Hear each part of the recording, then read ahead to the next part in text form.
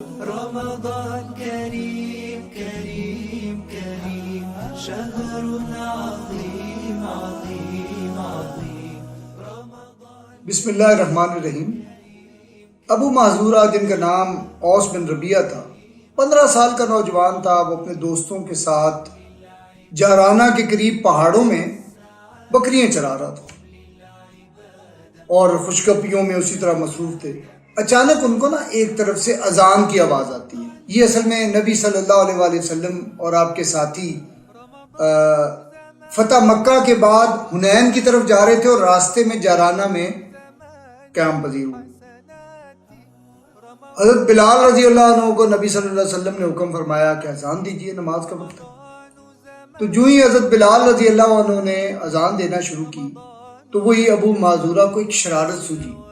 اس نے بھی جواب میں بالکل اسی طرح اللہ اکبر کے جواب میں اللہ اکبر۔ وہ جانتے تو نہیں تھے یہ کیا چیز ہے، بس آواز آئی تو آواز دہرانا شروع کر دی۔ پھر اسی طرح حضرت بلال پوری اذان دیتے رہے اور ابو محذورہ پوری اذان، جیسے بچے شرارت، نوجوان بچے شرارت کرتے ہیں، ان کی اپنی ایک انٹرٹینمنٹ ہوتی ہے، انہوں نے اسی طرح اذان پوری دی۔ اللہ کے نبی صلی اللہ علیہ وآلہ وسلم تک بھی یہ اذان کی آواز پہنچتی رہی، حضرت بلال کے علاوہ بھی ایک آواز پہنچتی رہی۔ جب اذان مکمل ہوگی تو اللہ کے نبی صلی اللہ علیہ وآلہ وسلم انہوں نے اپنے ساتھیوں سے کہا کہ یہ کوئی آواز آ رہی تھی، جاؤ دیکھو یہ کون ہے۔ صحابہ گئے اور تھوڑا سا تلاش کے بعد انہیں وہ نوجوان مل گئے۔ وہ 3 نوجوان تھے اکٹھے، صحابہ انہیں لے آتے۔ جب وہ اللہ کے نبی صلی اللہ علیہ وآلہ وسلم کے سامنے پہنچتے ہیں تو نبی رحمت صلی اللہ علیہ وآلہ وسلم ان سے کہتے ہیں کہ تم میں سے کون اذان کی نقل کر رہا تھا؟ اب وہ ایک خوف کی سی کیفیت ہوتی ہے، ظاہر ہے وہ 3 نوجوان ہیں اور یہ پورا لشکر ہے، اور وہ ایک خوف اور رعب کی کیفیت، اور نبی صلی اللہ علیہ وسلم کا اپنا ایک ہستی۔ وہ تینوں نوجوان خاموش رہتے ہیں۔ اللہ کے نبی صلی اللہ علیہ وسلم ڈانٹنے ڈپٹنے کی بجائے کہتے ہیں اچھا یہ الفاظ ذرا باری باری دہرانا شروع کرو۔ ایک ان میں سے ایک نوجوان دہراتا ہے، ابو محذورہ کا کوئی ساتھی ہے، لیکن محسوس ہوتا ہے یہ وہ آواز نہیں تھی جو پہلے جس نے نقل کی تھی۔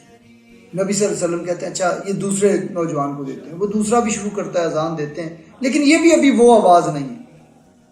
دونوں بھگت جاتے ہیں، فارغ ہو جاتے ہیں۔ اب اللہ کے نبی صلی اللہ علیہ وسلم فرماتے ہیں تیسرا نوجوان رہ جاتا ہے، اس کو کہتے ہیں اچھا آپ، یہ ابو محذورہ ہے۔ وہ اذان دینا شروع کرتے ہیں تو نبی صلی اللہ علیہ وسلم کو پتہ چل جاتا ہے یہ وہ تھا جس کی نقل میں نے سنی تھی۔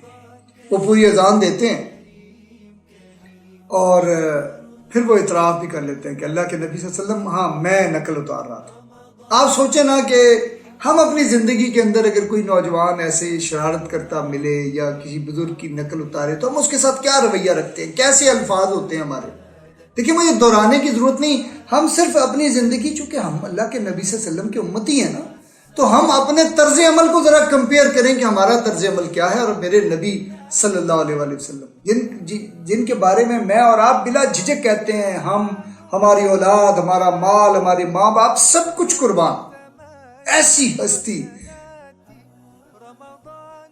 ان کی اتباع کرتے ہوئے ہمارا طرز عمل کیا ہے۔ کوئی نوجوان ایسا کرے تو ہم کیسا کریں گے؟ اللہ کے نبی صلی اللہ علیہ وسلم نے جب اس نوجوان نے اعتراف کیا تو نبی صلی اللہ علیہ وسلم نے اس کے سر سے اس کا عمامہ یا پگڑی وہ اتار دی، اس پہ ہاتھ پھیرا پیار سے اور اس کے لیے دعا کی، اے اللہ اس کی زندگی میں برکت عطا فرما دے اور اس کو ہدایت عطا فرما دے۔